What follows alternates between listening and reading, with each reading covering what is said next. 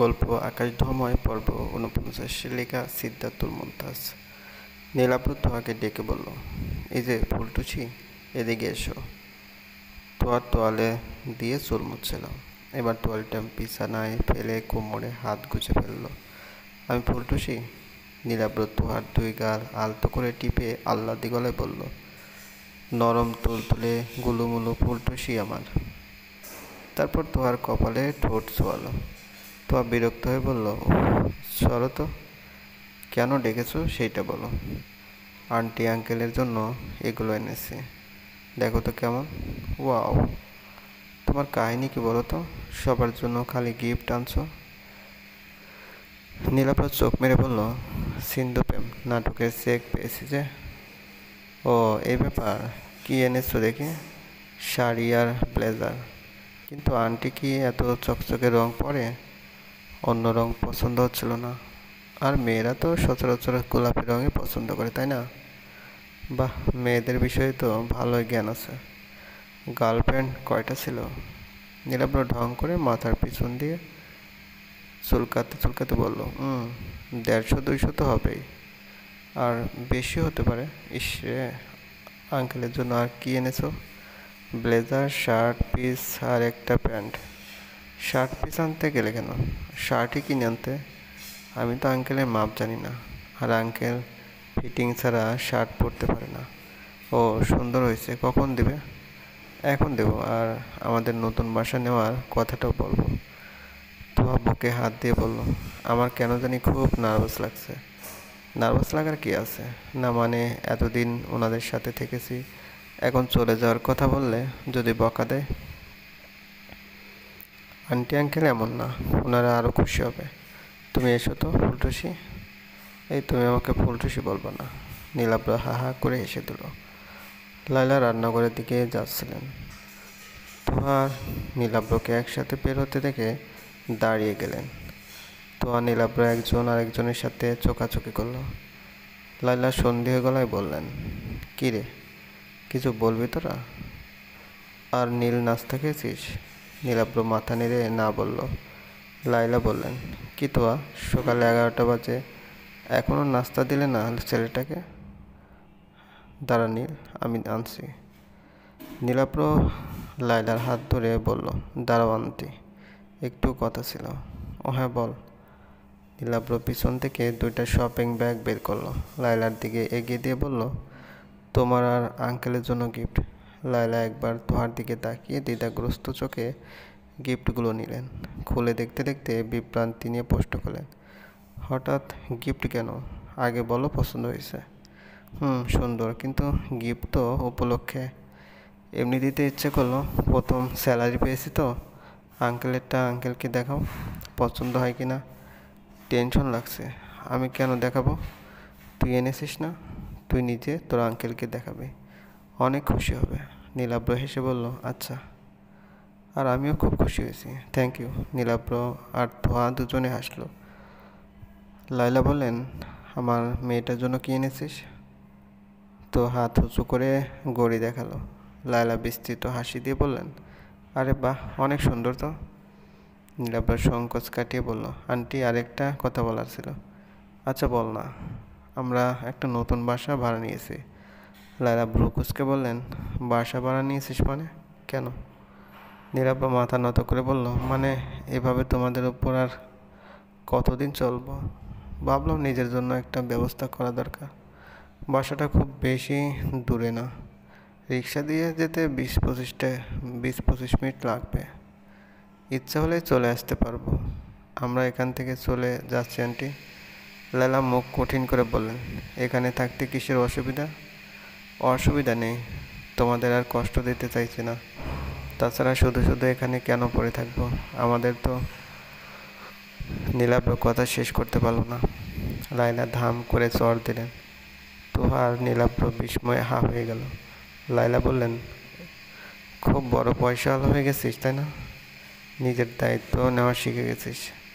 আমাদেরকে তো এখন আর দরকার নেই। এখানে কেন থাকবি তুই? নিলাম না তোর গিফট, রাখলাম না তোকে বাড়িতে, যা চলে যা, এক্ষুনি বের হয়ে যা, আমার চোখের সামনে থেকে দূর হ তুই। লায়লা ঢিল মেরে শপিং ব্যাগ মাটিতে ছুঁড়ে ফেললেন। তারপর শাড়ির আঁচল ভাঁজ করতে করতে রুমে চলে গেলেন। নীলাব্র তখনও হাঁ করে তাকিয়ে রইল। বিস্ময় ওর চোখের পলক পড়া বন্ধ হয়ে গেছে। তোয়াও হতভম্ব। লায়লা ঘরে ঢুকে দেখলেন খন্দকার সাহেব বিছানায় শুয়ে আছেন। উনি তরবর করে গিয়ে খন্দকার সাহেবকে ডাকলেন, এই ওঠো, দেখো তোমার গর্দভ কি বলে। আজকে যদি ওকে বাসা থেকে বের না করেছো তাহলে তোমার একদিন কি আমার একদিন। খন্দকার সাহেব ভেবাচিকে খেয়ে বললেন, কি হয়েছে? কি হয়েছে? গর্দভটার পাখা গজিয়েছে। সে পাখার নাম কি জানো? আত্মসম্মান। এতদিনে ওনার আত্মসম্মান বোধ জাগ্রত হয়েছে। আরে নিজের পায়ে দাঁড়িয়ে গেছে না, এখন আর আমাদের চিনবে কি করি? উনি এখন আর আমাদের গাড়ে বসে খাবেন না, নিজের টাকায় ফ্ল্যাট ভাড়া নিয়েছেন।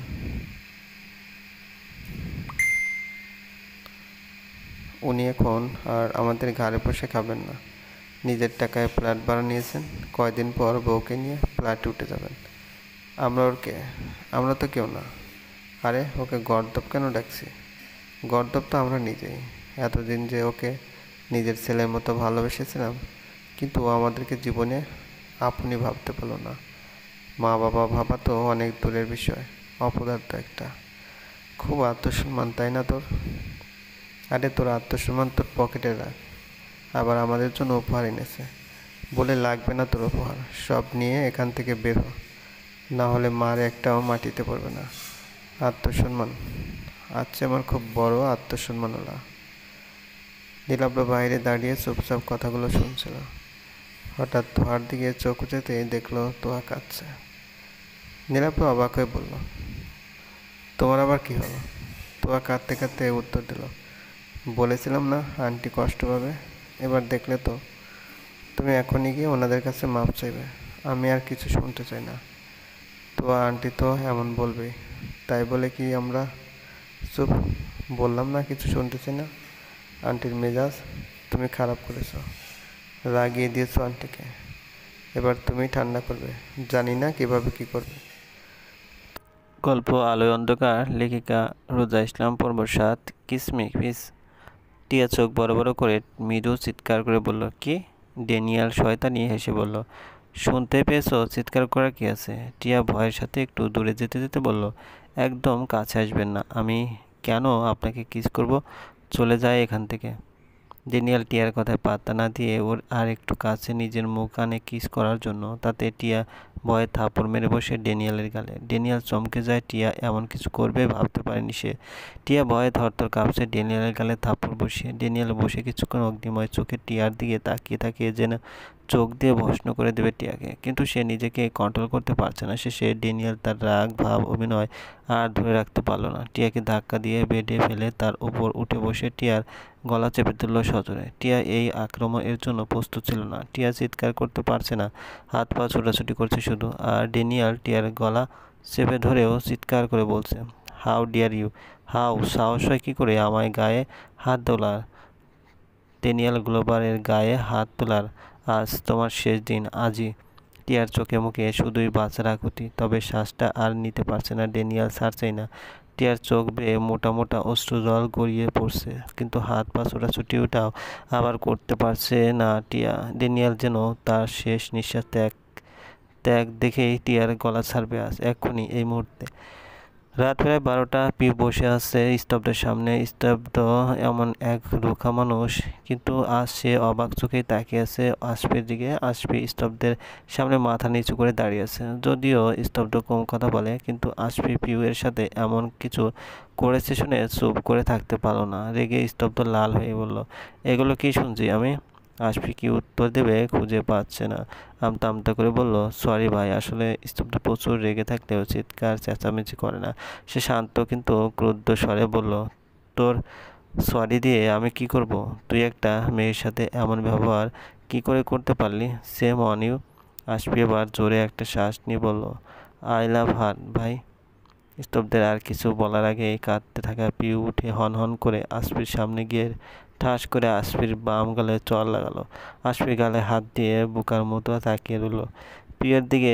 আর পিউ ভয় ডর তুলে চিৎকার করে বলল, তুই আমায় কতবার বলেছিস ভালোবাসিস? বল। আশফি মাথা দুলালো শুধু তাতে। পিউ যেন রেগে ফেটে পড়ল। এখন কথা বের হয় না কেন? একটু আগেই না বললি একদম মেরে ফেলবি? বল, কয়দিন বলেছিস আমায় আই লাভ ইউ পিউ? এবার আশফি দাঁতে দাঁত চেপে বলল, একদিন। পিউ রাগী মার্কা হেসে বলল, একদিন তুই আমায় আই লাভ ইউ বলেছিস, আর আমি আমি তোকে কতদিন বলেছি আমি তোকে হেট করি? কতদিন বলেছি বল? আশফি রেগে বলল, বলবি কেন হেট ইউ? সেটার বিচারটাই আজ করলাম। শোধবোধ আগুনে যেন ঘি ঢেলে দিয়েছে পিউ।